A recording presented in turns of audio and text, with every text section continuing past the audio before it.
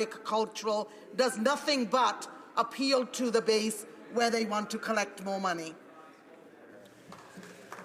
Order. The 5 hours for 20-minute speeches has now expired. Tous les autres discours. All the other speeches from now on will be 10 minutes, with 5 minutes for questions and comments. Déclaration de député. The honourable member for Etobicoke Centre. Mr. Speaker, it is with great pride that I rise to congratulate the hardworking students from Martin Grove Collegiate Institute's robotics team on their 4th place finish at the first Robotics Canada competition in Toronto last week. Under the mentorship of technology teacher Mr. Dean Gunby, the robotics team, the Iron Bears, worked long and hard, giving up their weekends and free time over several months to build a robot and compete in this tournament. Mr. Speaker, our government's economic action plan has invested in programs like First Robotics, which has inspired over 30,000 Ontario students across 725 school teams to cultivate a passion for science, technology, engineering, mathematics, and entrepreneurship. This program partners students with engineers, programmers, technology entrepreneurs to imagine, design, and build robots that compete in regional tournaments across North America. I would like to thank the team for inviting me as their Member of Parliament for Etobicoke Centre, and I was very proud to see these brilliant young Canadian minds compete, achieve, and realize their potential under the guidance of caring and dedicated teachers and professionals. Go Iron Bears, go! Bravo. The honourable member for Hamilton Centre.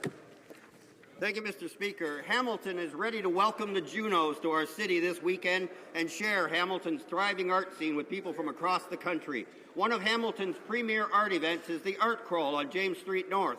Once a less desirable and more run-down part of town, James Street North has been revitalized by the influx of grassroots art galleries, studios, shops, and restaurants. On the second Friday of each month, thousands of people come out to celebrate the arts community. The amazing history of Art Crawl's organic growth is captured in the documentary Hearts, a film about Hamilton's Art Crawl that features the people and places that make James Street North so special. I'd like to particularly recognize Bryce Canberra, Kalina Maxwell, Dave Couric, Matt Jelly, Kevin McKay, Zena Haggerty, Dr. James Dunn, Cody Langtree, Graham Crawford, Alex Zaffer, Cynthia Hill, Dane Pedersen, Tim Podesek, and Rich Audie for their contribution to the documentary and for all their time and dedication to fulfilling the vision of art as the new steel. The next Art Crawl is tomorrow, Friday, March 13th, and I invite everyone to come out and join one of Canada's most diverse and dynamic cultural experiences. The honourable member for West Vancouver, Sunshine Coast, Sea to Sky Country. Mr. Speaker, I rise today to wish all Canadians, especially those of Iranian descent, a happy and joyous Nowruz. For those Canadians of Iranian background who chose to make our Canada your home, you chose a nation that represents freedom, democracy, prosperity, peace, and a strong embrace of one another's ancestry and culture.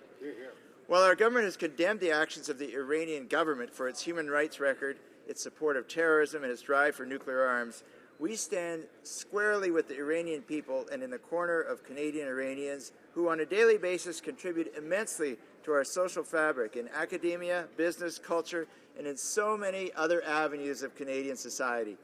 Nowruz is a time for people to refresh and rejuvenate ourselves. Once we're open to that sense of renewal, we can look beyond the coldness and darkness of anger and bitterness and get on with the springtime in people's souls that will bring peace, solha, love, eshka, and freedom, azadi. Nowruz Piru, Nowruz Mubarak, Happy Nowruz. The honourable member for Guelph. Speaker, in 2 weeks, many hundreds of highly skilled agricultural workers who harvest mushrooms must leave Canada for their home countries, leaving other supply chain jobs in jeopardy and the industry risking losses in the tens of millions of dollars. According to the George Morris Centre, this sector has a $900 million impact on the Canadian economy. The 6 to 12 months it will take to train skilled and productive replacement workers will be devastating for farmers trying to fill their orders. Mushroom farming is a 365-day-a-year operation and needs special attention from this government. While they are willing to talk a good game about how distinct the agricultural sector is, when it comes down to it, they are not acting on farmers' needs for a base of skilled, experienced, and reliable agricultural labour.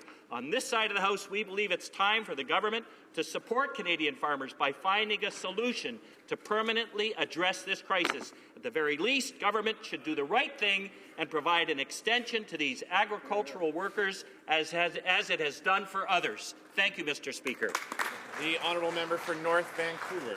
Mr. Speaker, it gives me great pleasure to rise today to celebrate the 50th anniversary of the Canadian Institute of Actuaries. On March the 18th, 1965, Federal Senate Bill S-45, sponsored by lawyer and actuary Senator Wallace McCutcheon, was given royal assent, thus creating the Canadian Institute of Actuaries. For decades, actuaries working at the heart of some of the country's most important employers, including banks, pension plans, and insurance companies, have been a quiet, powerful force involved in building and strengthening Canadian business and society. À titre d'expert en matière de gestion de risque, actuaries are experts at risk management.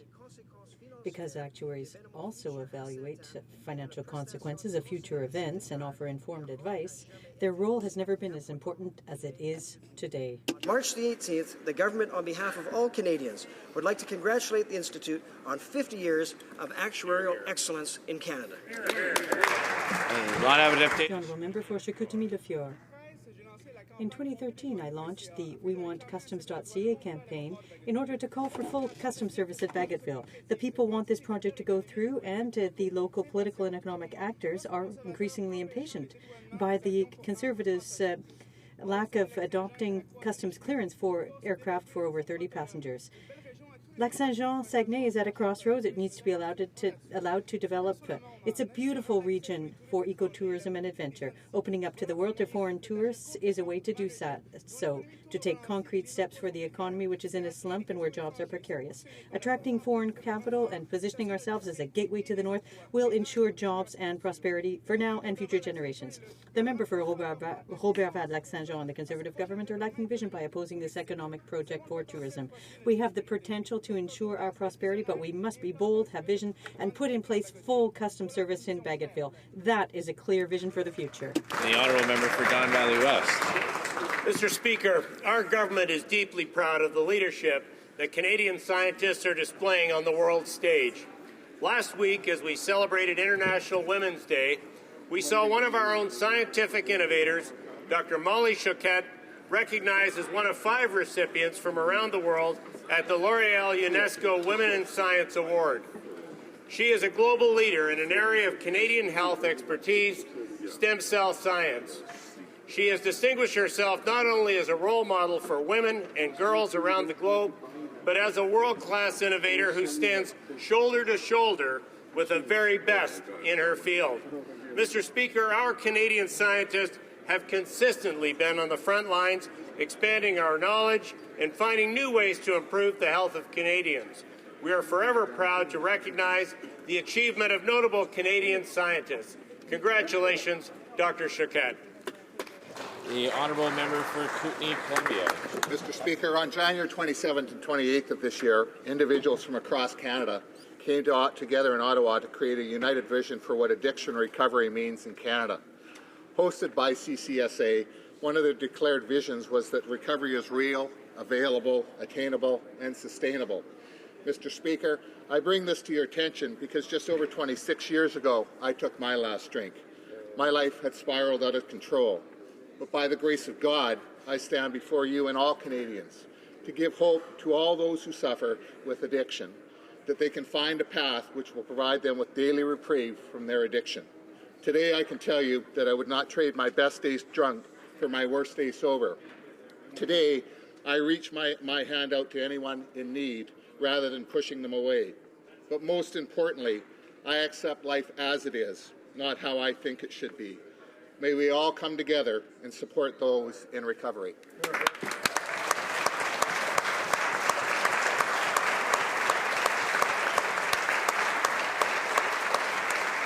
honourable member for New Westminster, Coquitlam. Mr. Speaker, this Conservative government continues with their neglect of Canada's coastal communities. On the West Coast, they've shut down the Kitsilano Coast Guard Station, the busiest in the country. They're also closing the Marine Communication and Traffic Service Centres along BC's coast, creating unnecessary risks to marine and environmental safety. Now the Conservative Party whip is engaged in a public dispute with BC's Ministers of Transportation regarding eligibility of BC ferries to receive federal infrastructure funding under the Building Canada Fund. Struggling with rising costs and $3 billion capital plan over the next decade, BC Ferries is seeking the federal government's help to keep fares low improve service, and allow it to continue offering robust service to many coastal communities.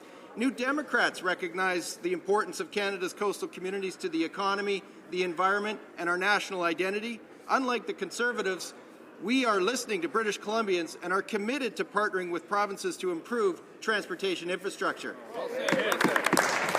The honourable member for Miramichi. On Monday, the Minister of Veterans Affairs announced the Retirement Income Security Benefit, which will provide financial stability to veterans who are moderately to seriously injured and to their families. That's a good thing. This benefit, in addition to existing services and benefits, will establish a continuum of support that spans a disabled veteran's entire life.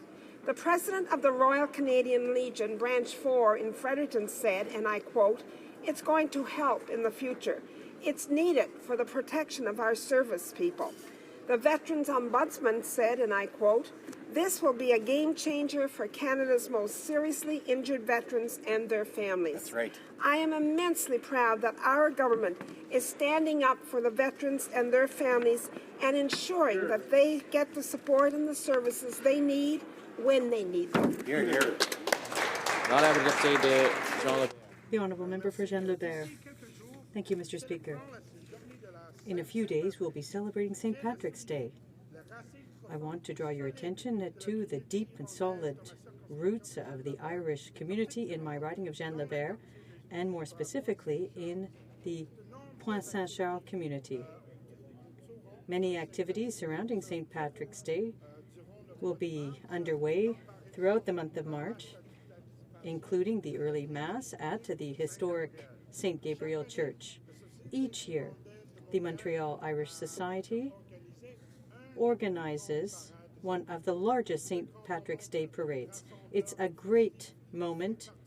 It's festive, and it's part of our cultural wealth. Patrick's Day approaching, on behalf of the entire Irish community of Jean-Lebert, I invite you one and all to celebrate with us this year's St. Patrick's Day Parade and to take a moment to remember Montreal's Irish heritage with a visit to Black Rock in the heart of Pointe St. Charles in the area once known as Goose Village. The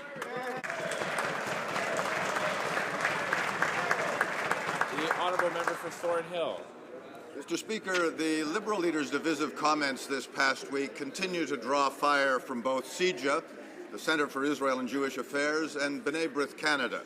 The Centre for Israel and Jewish Affairs says the Liberal leader's comparison of current debates to the turning away of Jewish refugees in the 1930s and 40s is inaccurate and inappropriate.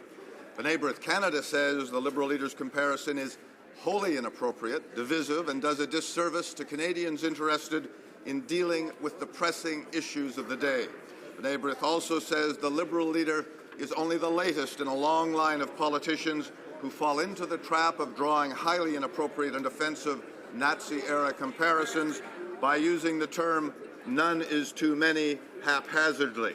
Mr. Speaker, the Liberal leader's comments are divisive, and we hope the Liberal leader will do the right thing and apologize for them. The honourable member for Random, Buren, St. George's. Mr. Speaker, I rise today in remembrance of the tragedy that unfolded off the shores of Newfoundland and Labrador 6 years ago on March 12, 2009. On that fateful day, 17 of 18 passengers and crew lost their lives when Cougar helicopter flight 491 crashed into the frigid North Atlantic Ocean while en route to the Sea Rose FPSO and the Hibernia platform. Among the 17 who died were my constituents Wade Drake and Birch Nash, both from the Buren Peninsula, in my riding of Random, Buren, St. George's. Newfoundlanders and Labradorians have long looked to the sea to make a living, whether by fishing or working in the oil industry. Unfortunately, all too often, the sea has claimed the lives of many men and women who bravely risk their lives to provide for their families. The sadness that continues to be felt by the spouses, children, and extended family members of the 17 victims who died so tragically is shared by all who remember the tragedy. I ask all members of the House to join me in remembering this solemn occasion and again offer our sympathies to those who lost loved ones. Thank you. The honourable member for Moncton, Riverview, DF. Mr. Speaker, our economy is still on the road to recovery. bringing in higher taxes and higher debt is not the path we believe that ordinary Canadians want to be on. Exactly. Unfortunately, the Liberal leader and his Liberal counterparts in the province of New Brunswick believe they want to bring in a Liberal carbon tax, which will raise things for families, everything, Mr. Speaker. Ridiculous. Groceries, gas, even pet food, Mr. Speaker. Yesterday, the finance minister of the province of New Brunswick, where I live, said he would consider bringing in the idea of a carbon tax. No. Mr. Speaker, New Brunswickers cannot afford another Liberal tax hike. This is not the way to manage the economy, but it is the Liberal way. On this side of the House, Mr. Speaker, we agree with New Brunswickers that bringing in a job-killing carbon tax would be an increase on the lives of all citizens. We stand with New Brunswickers. Yes, Mr. Speaker, unlike the Liberal leader, we will never punish Canadians with a job-killing carbon tax. The honourable member for Skeena-Bulkley Valley. Mr. Speaker, if Canadians can bear it, it takes some time to look at the terrible Conservative record when it comes to the economy, and truly it's a record only a mother could love.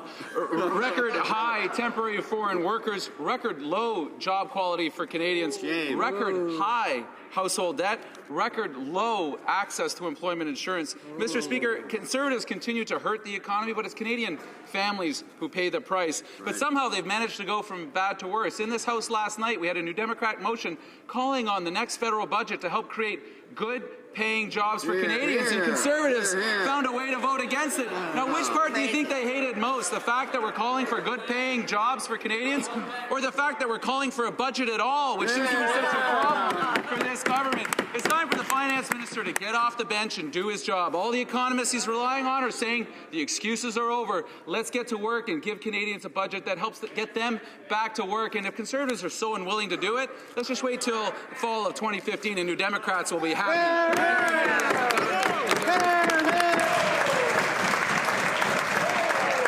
The honourable member for Etobicoke Lakeshore. Mr. Speaker, the leader of the NDP made a mistake this week. Earlier this week, he said that, quote, all that was asked for of Canada by the Iraqis is help with the humanitarian crisis, end quote. This is completely false. The Minister of Foreign Affairs was recently in Iraq and was thanked by the Iraqi government for all of Canada's efforts, including our airstrikes and military training efforts. In fact, Iraq's foreign minister made a formal request for assistance to the UN in order to support, and I quote, support the effort to eradicate ISIL and restore stability to Iraq, end quote. I call on the leader of the NDP to apologize for this inaccurate comment. Our government will never back down from protecting Canadians from the threat against ISIL at home and abroad. Very good. Oral questions, questions orales. The honourable member for Halifax.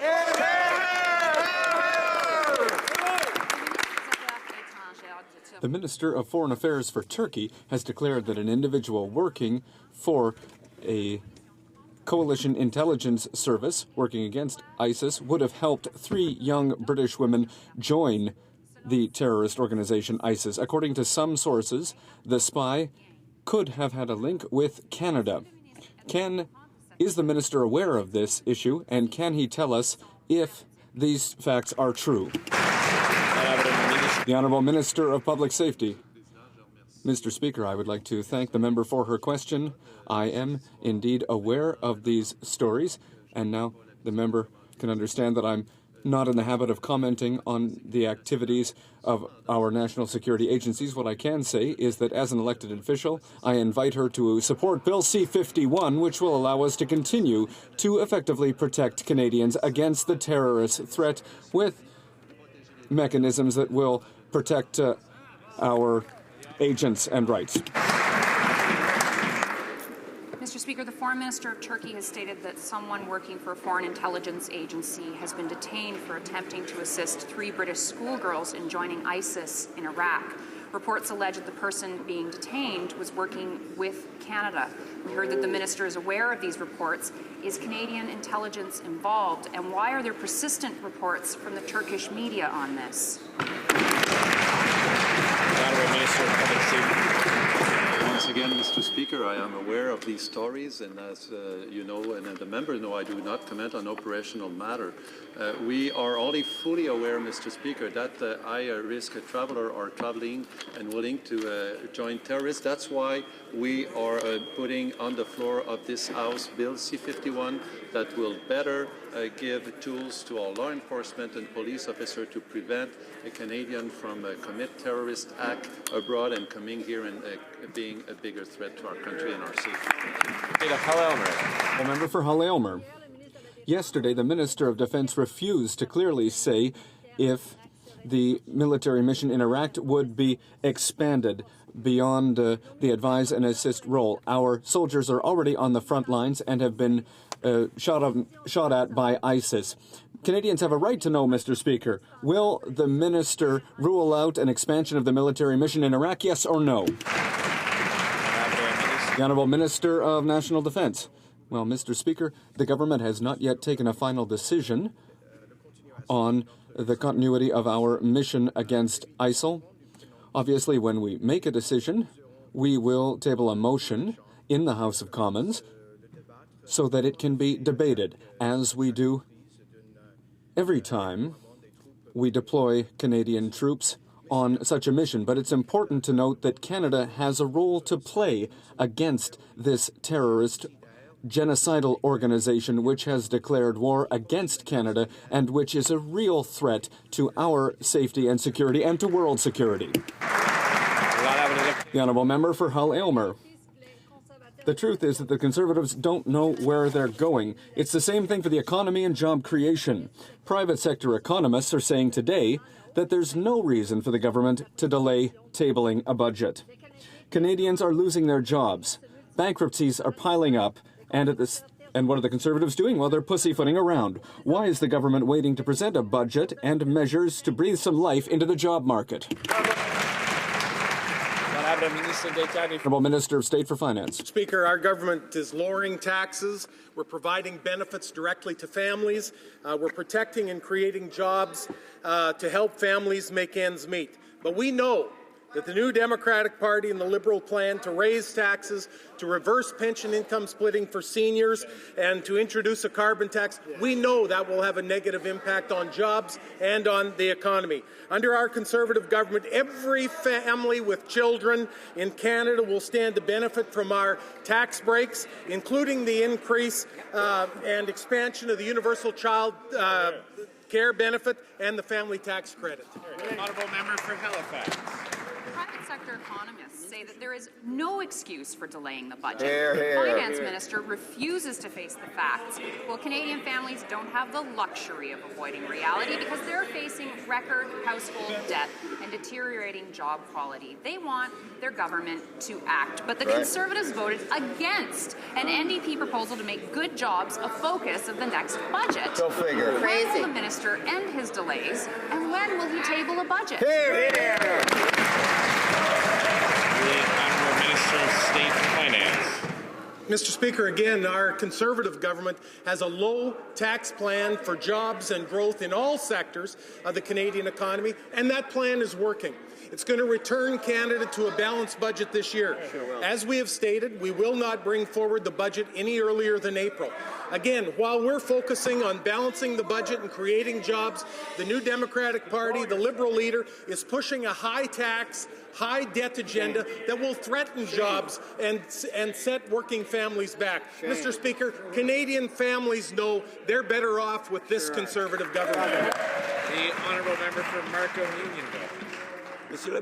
Mr. Speaker, the member for New Brunswick Southwest has a history of using racist terminology, referring in the past to teepee republics or suggesting that there was no alternative to residential schools. So his recent racist comments shouldn't surprise anyone, especially not the Prime Minister, who chose him as his Director of Communications. Will the Prime Minister do the right thing and kick this member out of his caucus? The Honourable Minister of Employment. Mr. Speaker, the member has already apologized, but there is a member who has still not apologized. That's the Liberal leader who gave disgracious comments concerning the Holocaust. And two national Jewish groups, have already denounced his comments as being inappropriate. And so at this time, I would like to ask the Liberal leader, I would like to give him the opportunity to do the honorable thing and apologize. The Honourable Member for Markham Unionville. Nothing about the Holocaust, and he gave a great speech in Toronto. Two of the Prime Minister's Conservative colleagues from Calgary have used strong words to denounce their colleagues' language, labeling it racist and damaging to all of us. Yet the Prime Minister himself has remained silent. Does this mean the Prime Minister tacitly condones these racist remarks, or will he finally act and remove this member from his caucus? The Honourable Minister of Employment. Mr. Speaker, the Honourable Member has done the right thing in apologizing. Now there's an opportunity for the Liberal leader to stand in the House and apologize. Let me quote B'nai B'rith, one of Canada's leading Jewish organizations. The Liberal leader's comparison of Canada's current immigration policy to that of the 1940s, which saw Jews barred from the country, is wholly inappropriate. B'nai B'rith went on to call those comments divisive. The Liberal leader has an opportunity to make right for all of the wrongs that he carried out in that speech, and I invite him to stand now and apologize. The Honourable Member for Markham Unionville.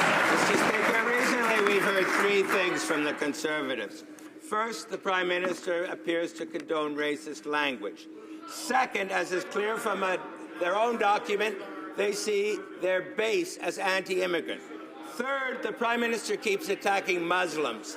Is the Prime Minister so deeply mired in his Reform Party roots that he's totally unable to promote an inclusive Canada, or will he expel that member from his caucus? The Honourable Minister of Safety and Multiculturalism. Mr. Speaker, what I'm hearing about is the Liberal leader's divisive speech, where actually in B'nai B'rith, Canada, was prompted to say that the Liberal leader's comparison of Canada's current immigration policy to that of the 1940s, when Jews were barred from the country, is wholly inappropriate. They went on to say that such language is divisive and that only does a disservice to Canadians interested in dealing with pressing issues of the day. Mr. Speaker, when will the Liberal leader stand up and apologize to Canadians for his divisive politics? The Honourable Member for Alfred Benham. We're currently studying Bill C-51, which will have a major impact on Canadians' rights and freedoms, but the Conservatives are refusing to hear from a key witness, the Privacy Commissioner, Danielle Terrien, who says that C-51 is, and I quote, clearly excessive. Danielle Terrien, Mr. Speaker, was appointed by this Prime Minister.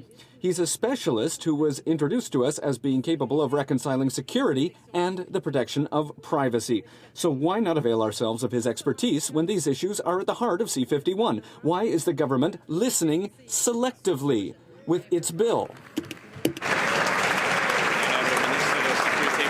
Honourable Minister of Public Safety. Mr. Speaker, I think that all Canadians expect that the government's left hand know what the government's right hand is doing.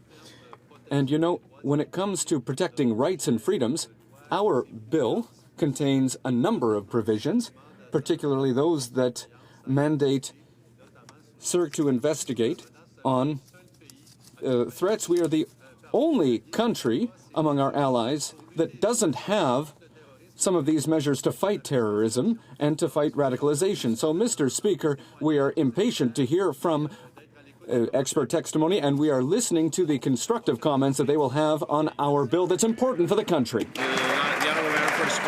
Okay, Mr. Speaker, we'll give the minister a second chance. The minister may not like what the Privacy Commissioner has to say, but that's no reason for Conservatives to block him from the committee.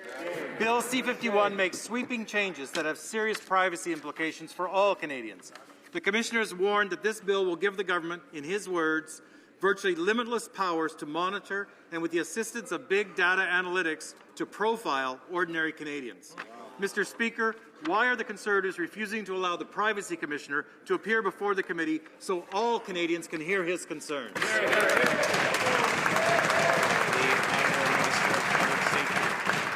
Monsieur Mr. Speaker, once again, as you know, during the preparation of one part of the information exchange, information that already exists within the government that could threaten the safety of this country, we presented our bills and our work to the Privacy Commissioner. I had the privilege and the opportunity to meet with him yesterday, and we have the intention to continue a constructive dialogue, Mr. Speaker, to ensure that this bill, while protecting the rights and freedoms of Canadians, is an effective tool to protect the world against the terrorist threat. The honourable member for Carrick. So much for putting public safety first. The Conservatives have allowed the RCMP to work with a severely outdated criminal records database for 6 years. And apparently it won't be fixed until 2018. Oh. It's great that the minister wants to transition the RCMP to an electronic database. Welcome to the 21st century. But what he's done instead is create a disastrous backlog. Police can't wait another 3 years for current criminal records. Where is the plan to fix this dangerous situation now?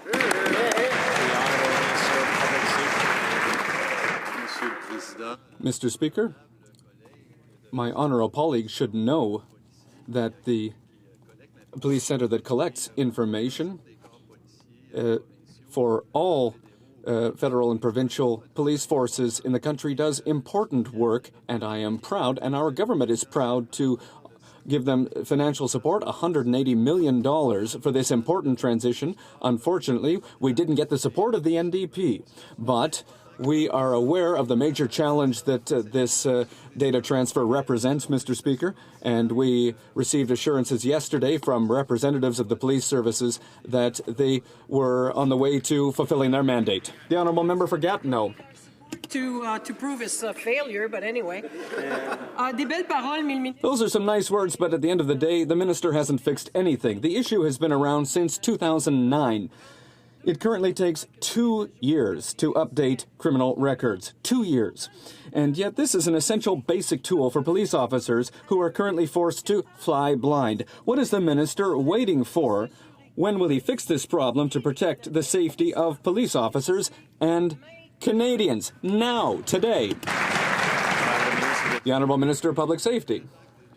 Well, it's time that the NDP wake up, Mr. Speaker, because we've been dealing with this problem for quite some time, Mr. Speaker, with $180 million in support, and the NDP were against investing in this to transfer to electronic data instead of having reports that are collecting dust in basements. We're working with all provincial and federal police services and with the provinces to make sure that our police officers have information in real time, as well as the whole judicial system, and we will continue to support the efforts of our police officers, Mr. Speaker. The honourable member for Pontiac. It's unacceptable, Mr. Speaker. The Conservatives are using public money to help their friends and punish their adversaries. Ex-Conservative Senator Patrick Brazeau has revealed that Nigel Wright and the Minister of Public Works politically interfered in the Centre Jean Bosco request. We don't know how it happened, but we know the result. As if by magic, the promised funding disappeared with the defeat of Lawrence Cannon. Imagine that. Can the Prime Minister explain why his Chief of Staff interfered in this file? The Honourable Minister of Employment. Mr. Speaker, it's not surprising that the New Democrats would need to increase taxes to fund all of the grants without any evaluation. If the NDP want to spend on grants just because Patrick Brazeau is lobbying for them, well, it's up to them to explain that.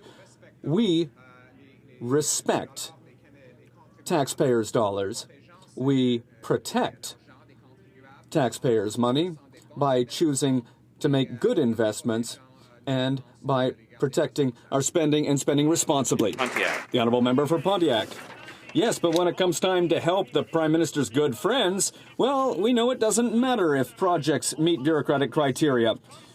We saw that in Markham after the Prime Minister's former Chief of Staff got involved. But it's another thing when it comes to punishing voters who turned their backs on the Conservatives. All of a sudden, a project promised by Lawrence Cannon became, inadmissible. Is there one set of rules for the Prime Minister's friends and another for his enemies? And is it Nigel Wright who's in charge of applying those rules? Honourable Minister of Employment. Disappointing that the NDP is siding with Patrick Brazeau to try and break the rules. But it's not surprising that the NDP would have to raise taxes to pay for this kind of irresponsible spending decisions. The NDP would say yes to anything just because someone lobbied for it. We on this side, we make investments that are justifiable after we go through evaluations. That's why we've been able to balance the budget and cut taxes for Canadians. We'll keep doing that, Mr. Speaker. The Honourable Member for La Pointe de l'Île.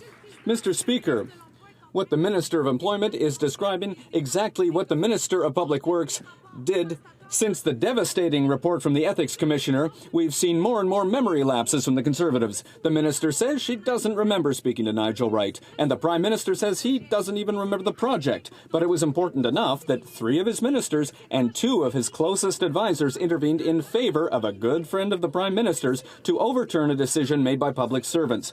If this wasn't favoritism, how can the Prime Minister explain why 3 ministers and 2 staffers were needed to sort out such a modest grant?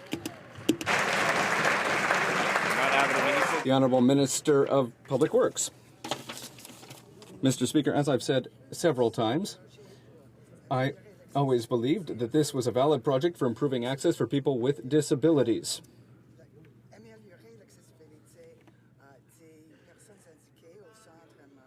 At the centre in Markham, that this was a valid project that was in the public interest. Mr. Speaker,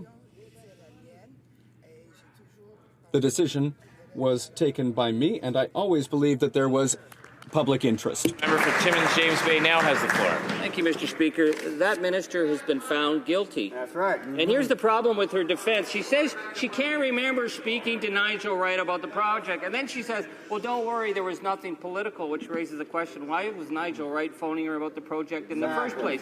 Let's try and jog her memory. She takes a rejected project from the bottom of the pile and pushes it above 160 other qualified projects. Will she at least tell the House what was it that caught her eye about this rejected proposal?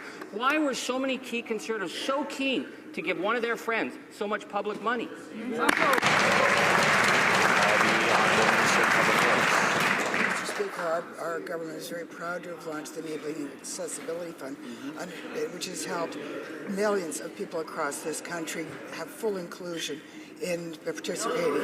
Mr. Speaker, it's unfortunate that the NDP voted against this program that has benefited virtually all of their own constituencies. But Mr. Speaker, I always believed that there was value in this project. I always believed that it was going to be in the public interest. And Mr. Speaker, I can assure you that I cooperated fully during the 3 years of this investigation. The honourable member for Timmins James Bay. Imagine that. She hides behind disabled children to explain why she was found guilty for breaking the rules to give money to her friends.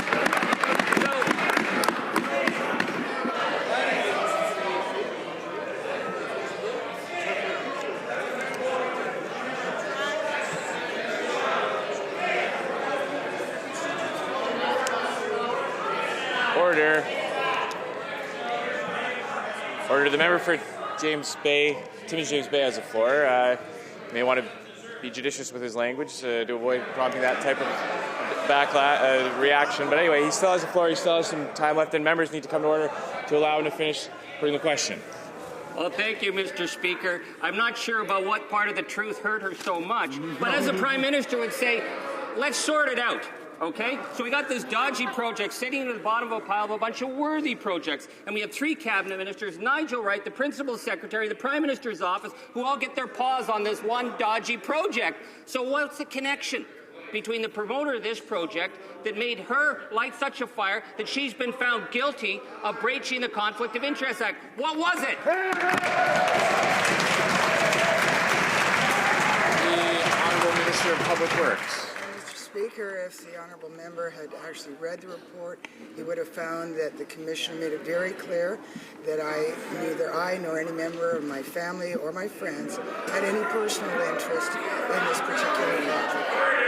Mr. Speaker, she also found that not only was I not friends with Rabbi Mendelsohn, but in fact we had never met. Mr. Speaker, I believe that this project to improve accessibility for the disabled in Markham was a worthy project. Well said. The honourable member for Bonavista-Gander, Grand Falls, Windsor. Mr. Speaker, I think she's missing the point. A failed funding application was fast-tracked and approved for over $1 million only after the Prime Minister told Chief of Staff Nigel Wright, quote, to sort it out. Now, why? We know because it benefited the Conservative Party. But just a reminder, out of 167 applications, this project came in 163rd. Ooh. The common thread, just like with Duffy, is the involvement of the Prime Minister's closest advisor acting on the explicit instructions of the Prime Minister. How can the Prime Minister defend this corruption? Right. The Honourable Minister of Public Works. Mr. Speaker, the Ethics Commissioner made it very clear that the Prime Minister had no participation in this decision in which projects were evaluated or even how they were evaluated and what was awarded any funding. Mr. Speaker, when it comes to corruption, I would remind the member that he is sitting in a party that used to be government, and when they were government, they took $40 million of taxpayers' dollars that is still unaccounted for. The Honourable Member for Westmount Ville-Marie. Mr. Speaker, let's remember that the operation to camouflage all of Mike Duffy's activities started only after Nigel Wright declared, quote, we are good to go from the Prime Minister. A grant of $1 million for a project that helps the Conservatives, but which had failed miserably when compared to other projects, was given only after the Prime Minister told Nigel Wright to, quote, sort it out. How can the Prime Minister defend such corruption? Honourable Minister of Public Works. As the Ethics Commissioner said, the Prime Minister had absolutely no involvement in the funding of this centre to improve accessibility for the handicapped in Markham. Clear. Mr. Speaker, that was very clear, and I all along believed that this project was a worthwhile one that was in the best public interest. There you go. For Random Buren St. George's. Mr. Speaker, this Prime Minister is the most controlling in Canada's history. Nothing happens in this government without his approval. Our CNP documents show the PM's direct involvement in the Mike Duffy cover-up. The Ethics Commissioner's report showed his direct involvement in funding a failed project that benefited only the Conservative Party. This is corruption at its highest level. How can the Prime Minister defend this? Yeah. The Honourable Minister of Public Works. Mr. Speaker, the honourable member should get her facts right. What the Ethics Commissioner said in her report was, in fact, that the Prime Minister had absolutely no involvement in the decision-making on this project to help the disabled have better access at the Markham Centre. Mr. Speaker, that decision was mine. I did so believing, as I always have, that this project was in the best interest of the community. It was a worthy project and was in the public interest. The Honourable Member for Portneuf-Jacques-Cartier. Mr. Speaker, for 7 years, the Fines family's name has been dragged through the mud. But that's nothing compared with the pain that they felt when they were finally able to read the report of the Board of Inquiry. And in that report, the investigators blame the family. That is unacceptable, Mr. Speaker. Will the minister do the right thing under the circumstances and apologize to the family? The Honourable Minister. Mr. Speaker, if the question is about the report of the Military Complaints Commissioner, well, we have received this report. It's over 1,000 pages long. I'm eager to read it. The summary of the report is clear. Not all of the allegations were confirmed, but that being said, what happened, what the military police did was unacceptable, and I intend to work with the forces to ensure that they change their policy and their policy with regard to ensure this incident is not repeated. Mr. Speaker, the previously secret Board of Inquiry report was released to the Fines family yesterday. Incredibly, it blames the parents for the death of their son, though he had attempted suicide 5 times and was being cared for by the military. Sheila Fine says that this conclusion is gratuitous and outside the accepted bounds of humanity, decency, and civility. This comes on top of this week's findings of an incompetent follow-up investigation by the military. Will the minister apologize to the family for this additional insult to the memory of Corporal Stuart Langridge? Hear, hear.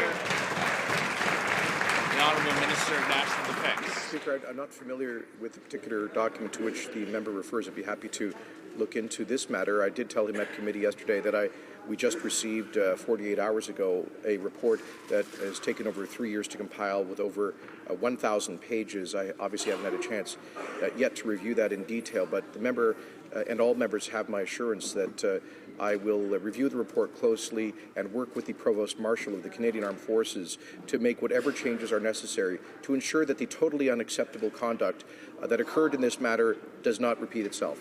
The Honourable Member for London Fanshawe. Mr. Speaker, every veteran with an amputation loathes receiving the big brown envelope of paperwork from Veterans Affairs asking them if they still have limbs missing. It's bad enough that the minister thinks he's fixed the issue because now these veterans will only have to prove to Veterans Affairs every 3 years that they lost a limb. The minister doesn't seem to understand that veterans also rely on different programs from DND, programs that are still asking for proof every year.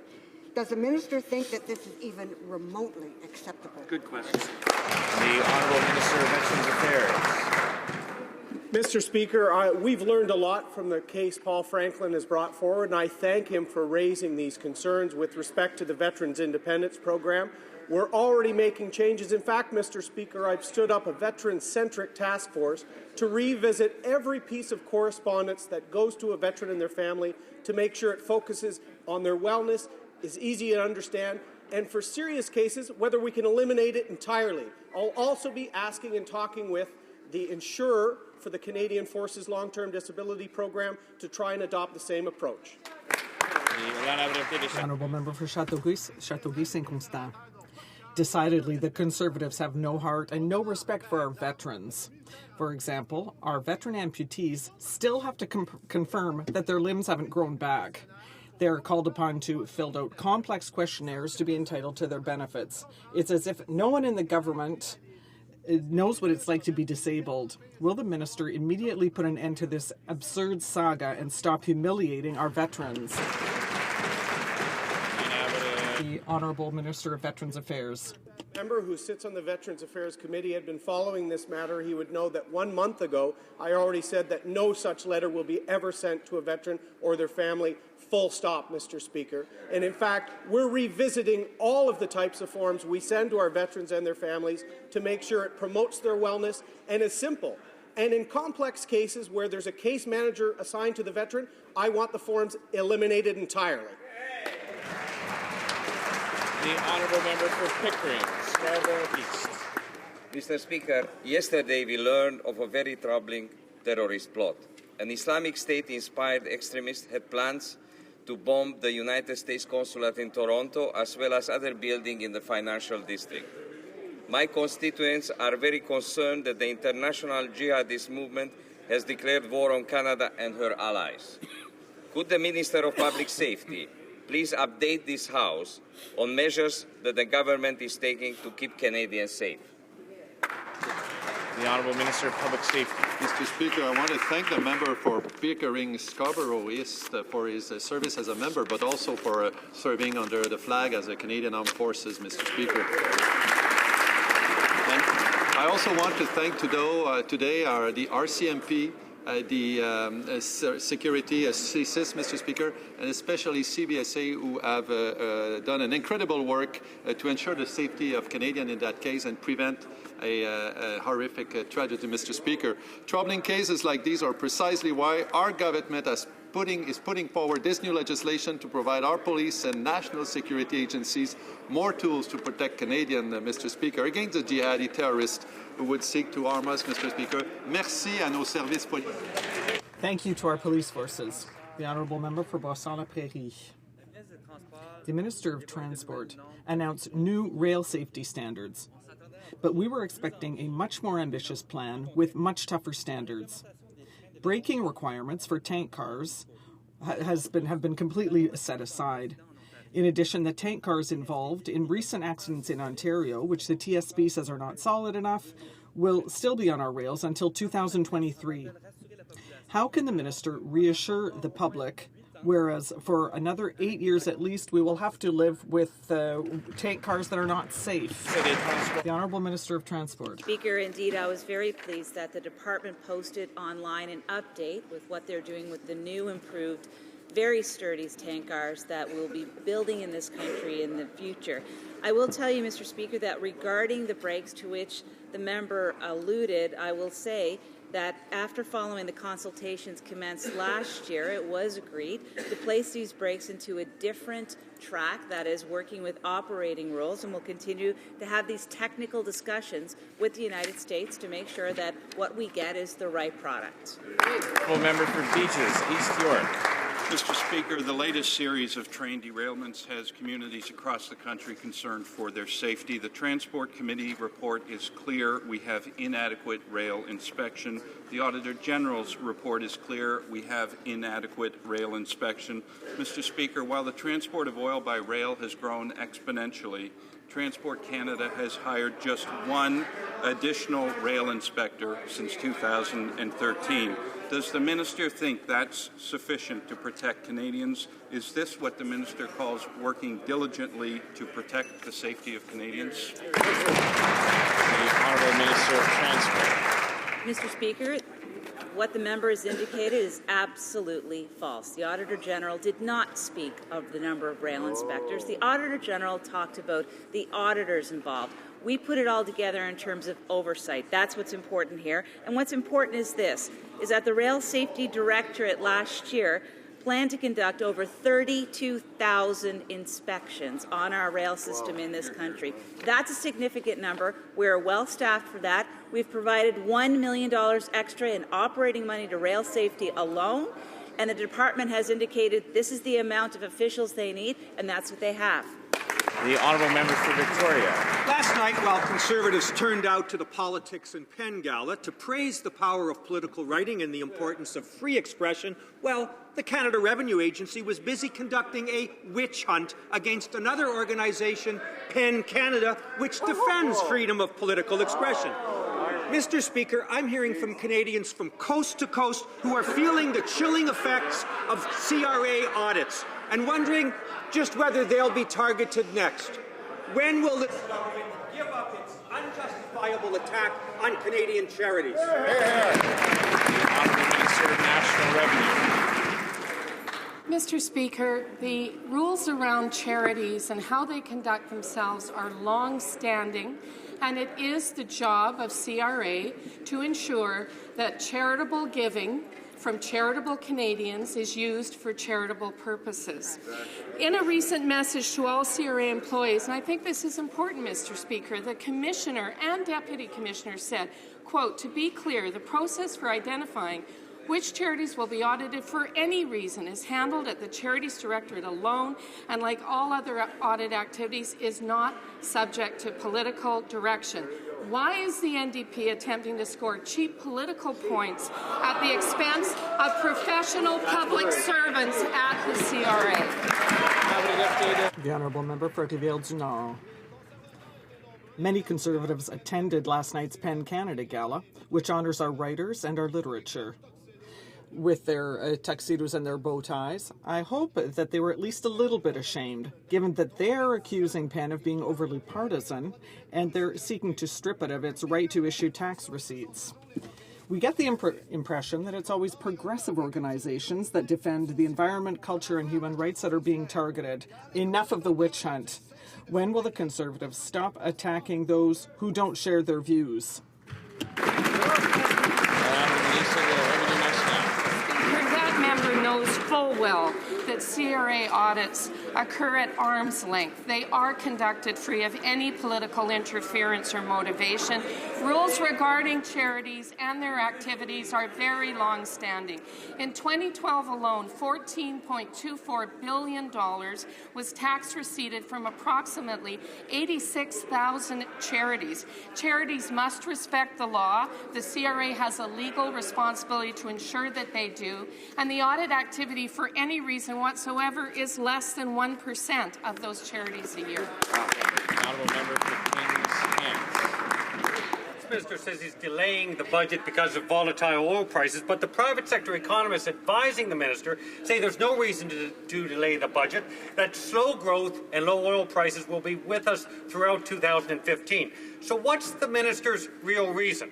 Is he incapable of creating a plan for jobs and growth? Or is he ragging the puck in order to limit parliamentary scrutiny before the House rises in the spring? The Honourable Minister of State for Finance. Well, again, Mr. Speaker, I think all Canadians know that they're better off with this Conservative government. I'll tell you why. Because our government has a low-tax plan for jobs and growth for all sectors of the Canadian economy. And, Mr. Speaker, that plan is working. And it's going to return Canada to a balanced budget this year. As we've stated, we will not bring forward a budget any earlier than April, but we understand why the Liberals are worried about a budget date, because they see the budget date as an opportunity to take more money from Canadians, an opportunity to bring forward high debt and high tax plans. Mr. Speaker, we aren't going to move off our strategy of low tax. The Honourable Member for Kings Hands. Speaker, I remember when finance ministers used to answer budget questions, and I also remember when finance ministers actually introduced budgets in this House. Alberta's economic and fiscal framework is far more dependent on oil prices than that of Canada's. Yet Alberta's finance minister is set to deliver a budget on March 26. So if Alberta's finance minister can introduce a budget before the next fiscal year starts, why can't Canada's finance minister do the same thing? The Honourable Minister of State for Finance. Well, again, Mr. Speaker, we know that the Liberals want to hike taxes on families, force every Canadian to pay more tax to fund Liberal Party spending schemes. But you don't have to take my word for it, Mr. Speaker. Let me read you a quote, and I quote, "Liberals believe Canadians will not be bothered by being taxed more and more." Let me read that again. Liberals believe Canadians will not be bothered by being taxed more and more. Do you know who said that, Mr. Speaker? The Liberal finance critic, the member from Kings Hands. The Honourable Member for Churchill. Mr. Speaker. Order.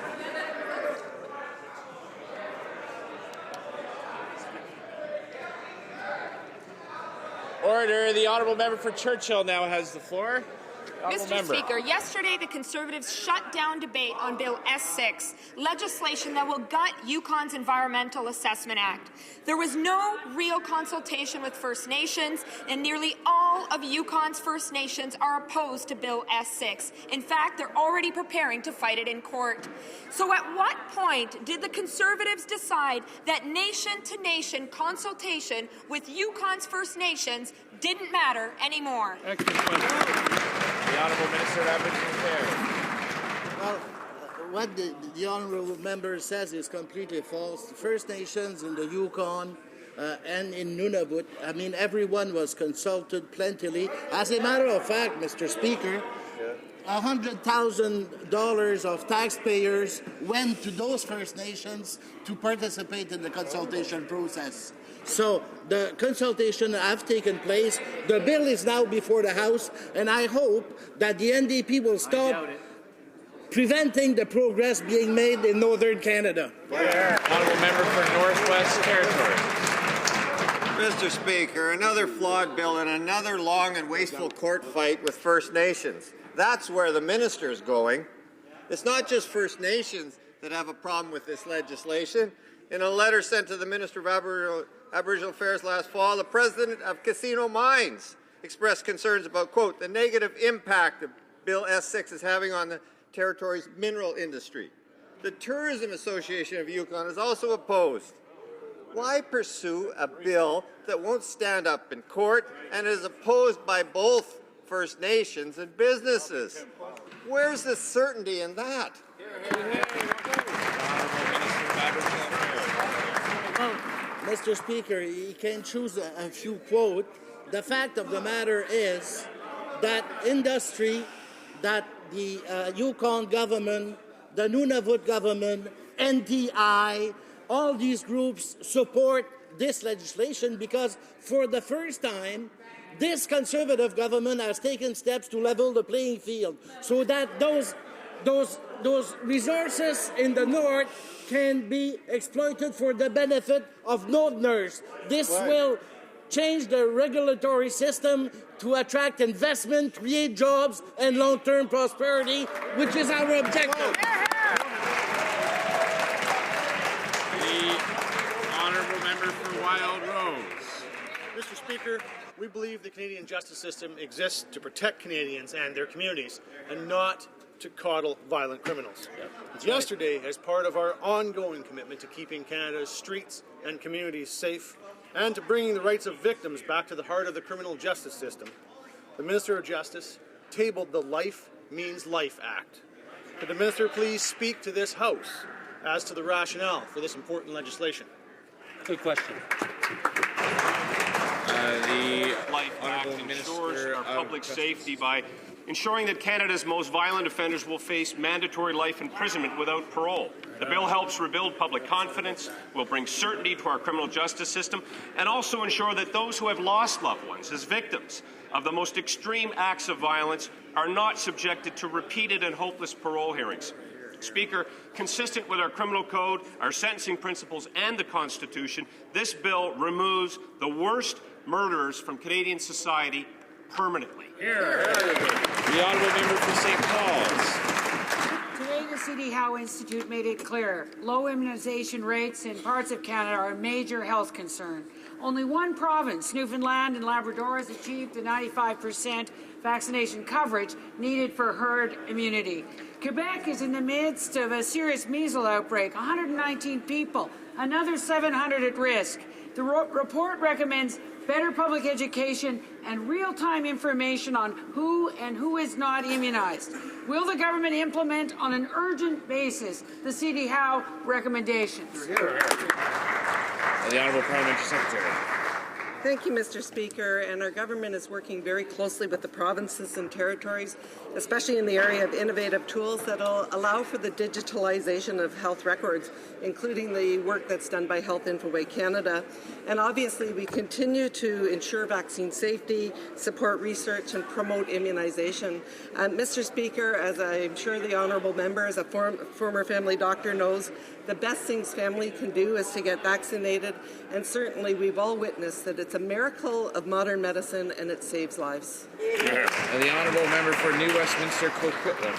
British Columbians are being shortchanged by the Conservative government when it comes to essential transportation infrastructure. The Conservatives are refusing to make Building Canada funds available to BC ferries, even though these ferries are the backbone of coastal communities and British Columbians are struggling with skyrocketing fares.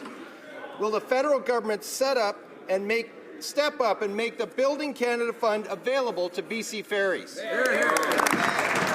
Honourable Prime Secretary, the Minister of Infrastructure.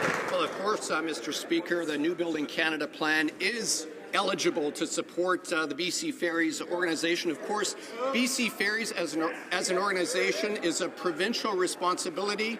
They are eligible to apply under the program. I would suggest that they do that. They need to submit an application, and the province needs to deem it a priority. Thank you. The honourable member for the Mississippi Churchill River. Thank you, Mr. Speaker.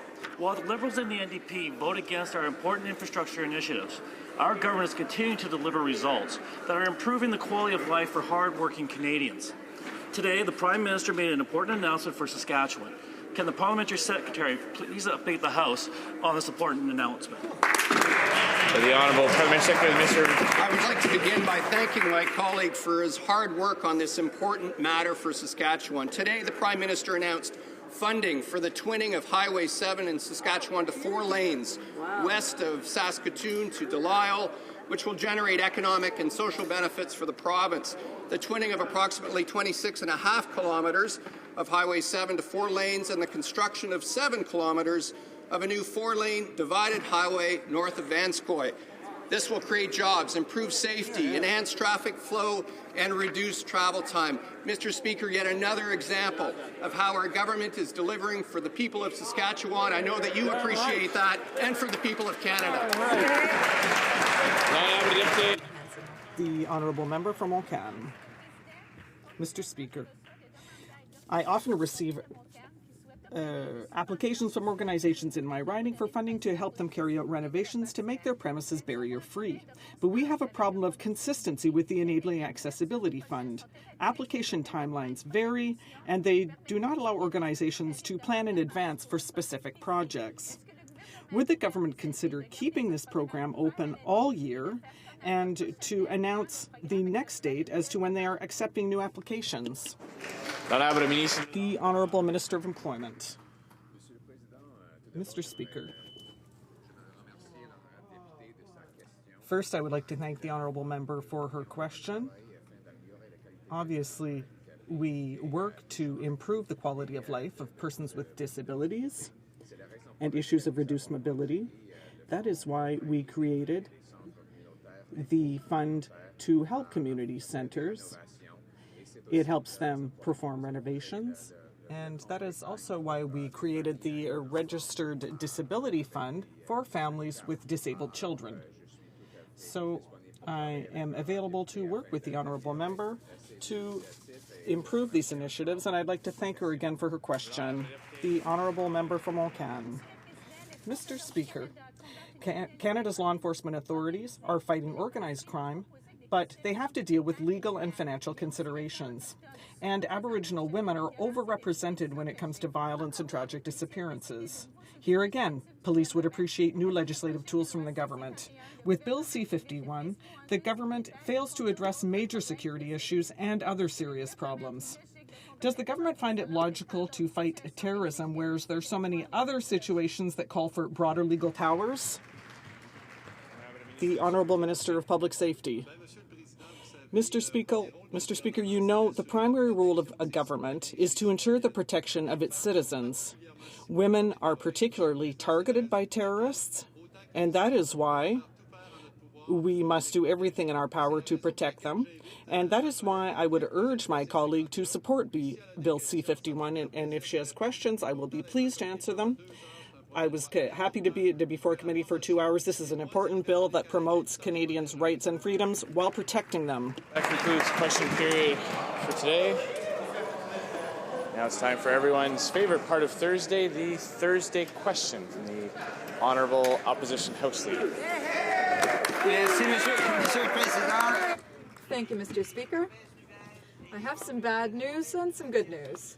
Of course, Mr. Speaker, the bad news, as we saw earlier, is that this is the 91st time that the government is using time allocation in this Parliament. But the good news, Mr. Speaker, is that there are only 200 days left before Canadians will have the chance to express themselves and to vote this government out of office and vote for an NDP government. That will be on October 19th.